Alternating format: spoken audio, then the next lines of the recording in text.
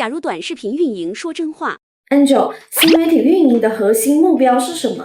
其實新媒體營運嘅最終目標都係實現商業價值。咁具體係體現喺以下嘅3個層面嘅。第一就係實現用戶嘅增長啦，通過打造一啲爆款嘅內容，快速咁樣漲粉，比如話劇情好、矩陣或者係乾貨分享，快速吸引精準嘅 fans。第二就係增加品牌嘅曝光啦。當最後有咗用戶基礎，你就可以同用戶傳遞你嘅品牌價值，咁令到用戶記住你、信任你。最後就係實現流量變現啦。當進入建立之後咧，先可以水到渠成咁樣去通過廣告啦、直播帶貨或者係知識付費嘅方式實現商業價值。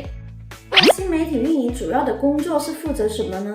咁首先係內容嘅創作啦，圍繞用戶嘅需求同埋熱點去策劃製作圖文視頻，建立自己嘅素材庫。第二就係發佈同平台嘅管理啦，管理多個平台維護最後嘅基本安全，按時發佈內容，積極咁樣回覆評論，同 fans 保持互動。最後就係數據嘅分析同埋優化啦，通過分析視頻嘅播放量、點讚、評論、轉發等等呢啲數據，去了解用戶嘅行為同埋喜好，調整營運嘅策略，優化視頻內容。